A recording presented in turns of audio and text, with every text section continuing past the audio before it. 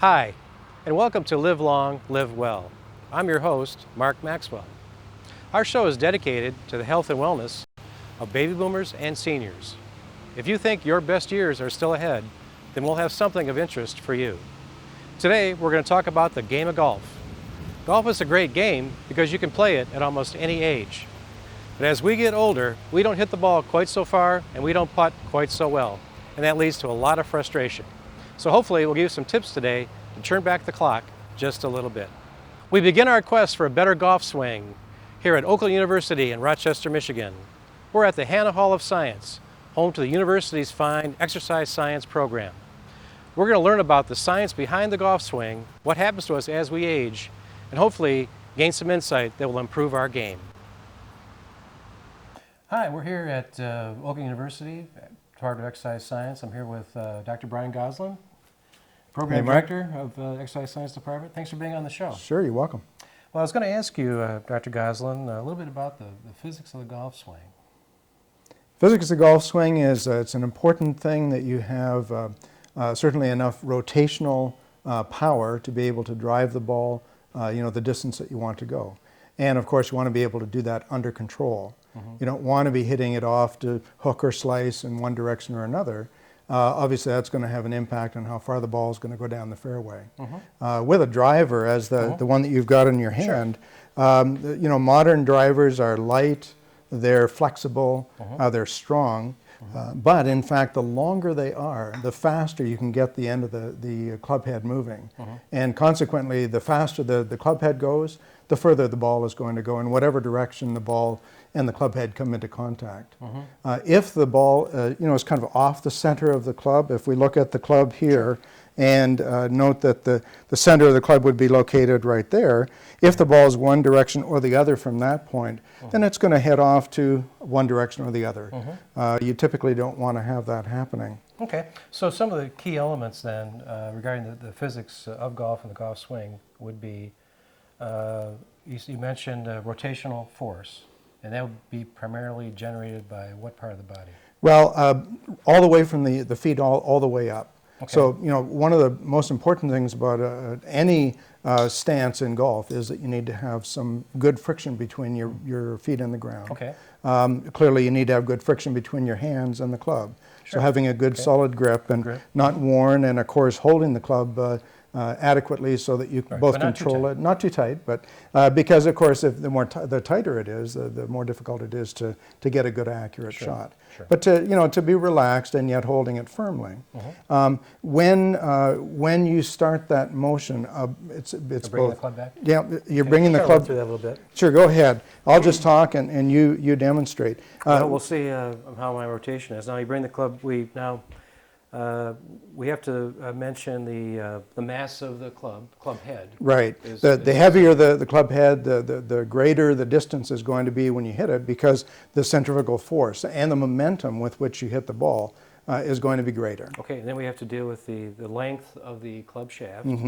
Again, as I say, the longer the club shaft head, the greater is going to be the velocity. For any given amount of rotation in the body, the greater is going to be the velocity of that club head. Okay, but and we should mention that we risk losing control the longer the shaft is. Sure, you have a very long head. First of all, the club is a little heavier, harder to rotate with, can't rotate quite as quickly. Right. And of course, the longer it is, the less control you have over where the club head is going to hit the ball. Okay, and now as I bring the club back, if I can make a larger arc with my swing, then potentially I can hit the ball farther.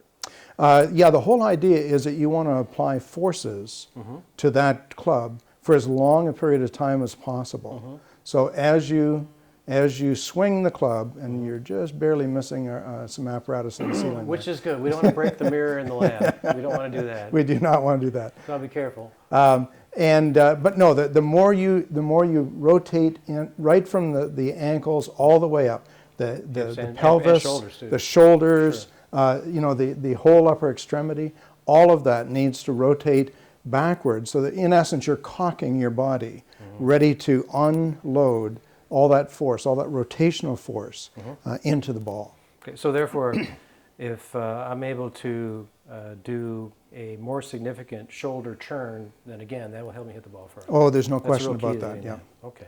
But of course, all of that depends upon hitting the ball accurately as well. Right. Right. It's all about accuracy.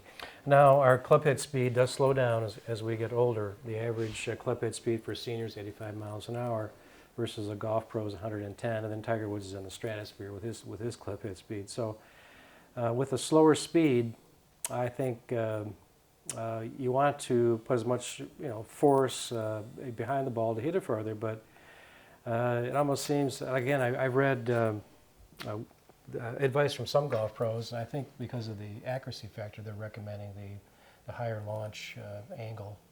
And even though you say, according to physics, the ball will not go as far. It will not go as far. Okay. However, the thing is that if you're trying to launch the ball straight down the fairway, which obviously is the thing you would like to do, and avoid all the sand traps and all the the rough on the edges.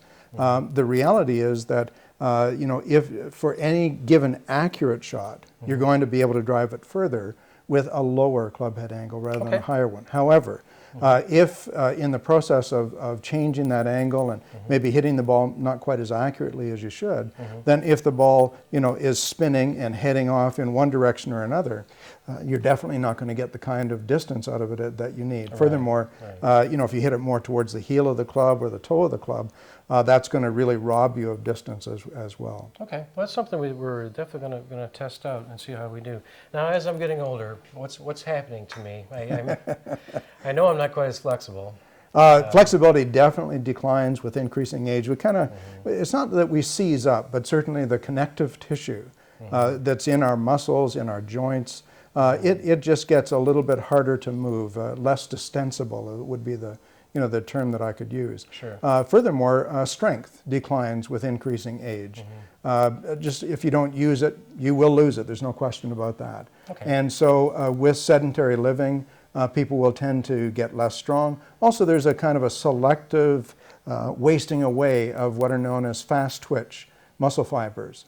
And that, the name tells you really what it does. It's really designed for high force, high strength, high power kinds of activities.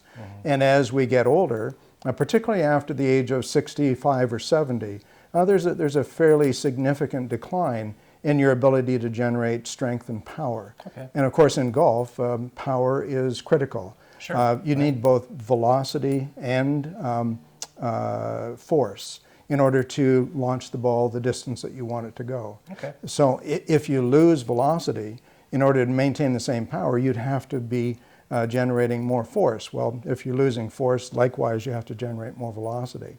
So one way or another, you're probably not going to be able to drive the ball as far, as you get older, unless, of course, you maintain a lifestyle that is, full of being physically active on a regular basis.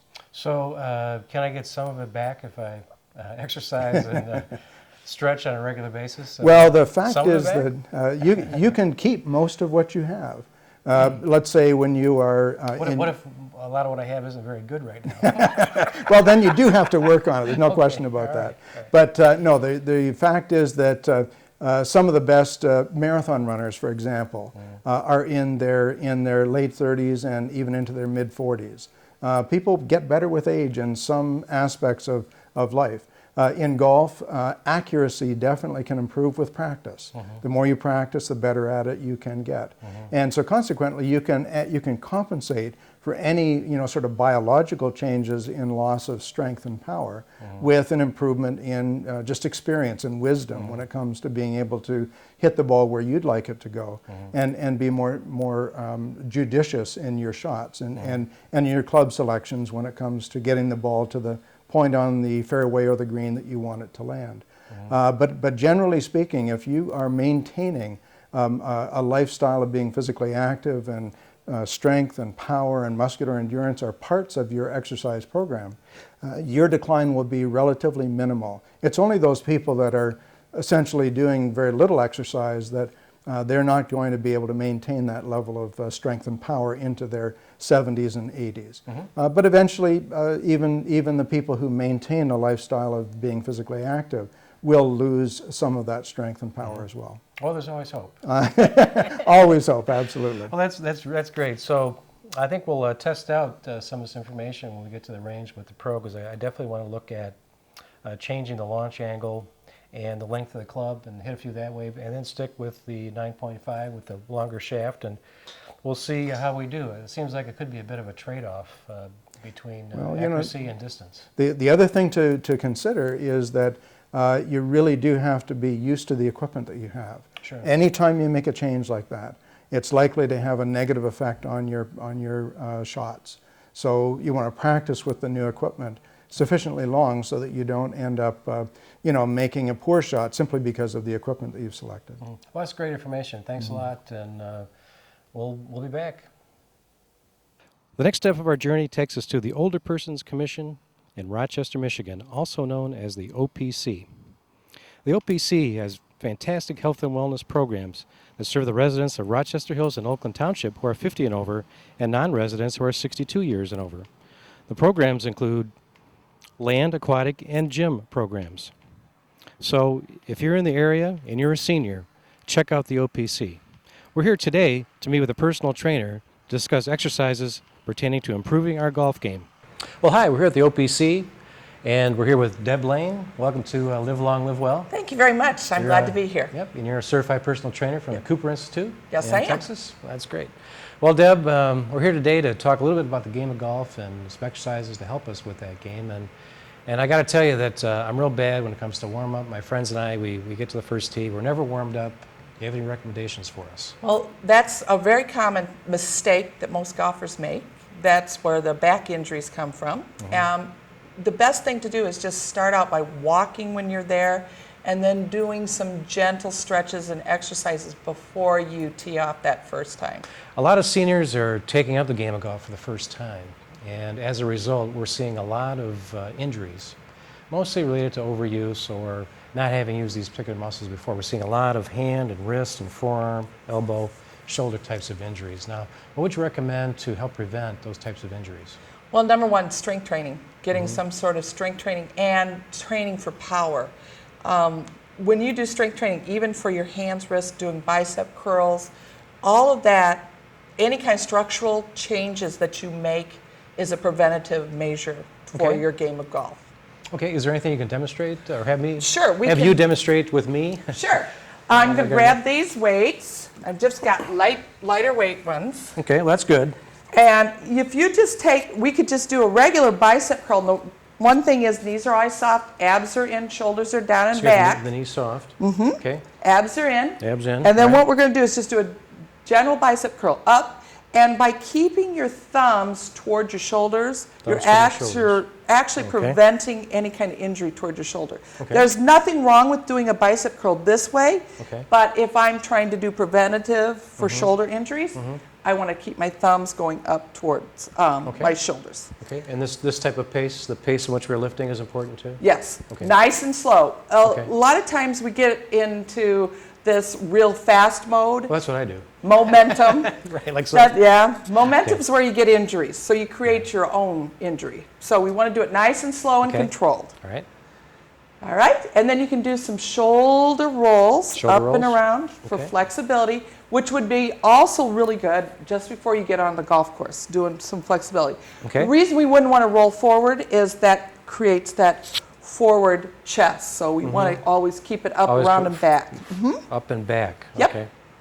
Nice and slow. And you can do this with the weights in your hands. That's okay. All right. All right, and then lift up, Up. Okay. and now slowly, slowly press down. Okay. And then lift up and press down. Now, we have the balls here. We're going to sit on them because they'll use our core, but we'll do a shoulder exercise. So if you'll sit down on your ball. All right. Now, normally I don't do this, so we'll see if I can stay on the ball. Now, one of the things we did before. How should I be holding my weights, by the way? Out here. We're going to touch the ball with the bottom of the weight, and it's going to be like we're going to lift out and down. Yep, and keeping your shoulders down. So when you're working more into the traps and the flexibility in the shoulder, but the shoulder's actually doing some of the lifting. Keep the weights parallel with the ground? Yes. Is that why we do this? Yep. Okay. Like so. I tell people when I'm training them to pretend like you're going to give somebody an ice cream cone and you don't want the ice cream to fall off the cone. Well, that's a good way to describe it. so that you don't lose it. And then control it down. And control it down. And this will help with shoulder flexibility and mobility. Not starting out with real heavy weight, starting out with a lighter weight and then progressing up. But if you notice, do you feel how you're working your abs at the same time? Well, your posture is a lot better than mine. But your abs, you want to use your abs when you're sitting on here. Now that I'm watching you, I need to improve my posture. You want to sit on Yes. and sit good and tall. Good and tall, right. Once you sit on the ball, then you're using your abs. And by using your abs, you're helping to prevent back injury. If we sit on the ball, and if you go to buy a ball, the way to buy a ball is by your height. So you want to look on the box or whatever wherever you purchase the ball, it goes by height. Okay. Then the next thing is your ball is not quite blown up as firm as mine, and you really want them more firm. Okay. It works a little easier. You are able to control. I'm just a lot heavier than you are. No, that's not it. Okay. That's what it is. So doing hip lifts side to side, but I'm using my abs to do the hip lift, which helps to create that side to side flexibility. So I don't want to use my legs to go flex. You want to use my hips. You're using your hips. Okay. Side to side. Like so? Is that far Just enough like for me? you're lifting your hip up. And just lift your hip up. Almost like you're going to be a hula dancer. Well, that's a tough call. That's a tough goal for me. A hula dancer, I don't think so. So it's just a hip lift side to side. Where I tell people to do is place their hands on their hip bones. Hip bones, okay. And all right. it's like it's just coming up. Try not to arch your back. Well, I can tell you, Deb, I don't do this type of exercise. You don't?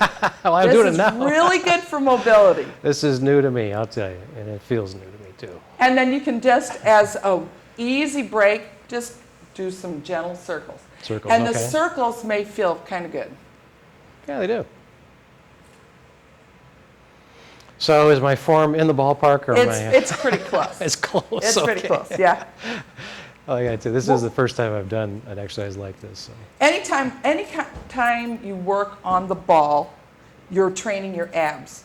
You're also working on balance, and balance is really important in golf also. Right, absolutely. So you want to have. So if you buy a ball, first start out only working on it about 15 minutes at a time. You don't want to start out and work a whole hour on the ball. And don't buy a video and work out the whole video, because you won't like the ball. Right. Your back will hurt, and your abs will be very sore. So you want to gradually build up. And so rule of thumb is start 15 minutes. Even just sitting on the ball is a good way to start building some strength, abdominal strength. Right. I can feel that just being on the ball, it forces you to maintain your stability and balance. Right. So. And then if you want to bounce, this is the fun part. I am not kidding you. Okay. Bounce, good for the spine, and then stand up. Like so? Very good, yeah. Again, after you've warmed up, take it back behind, and you don't want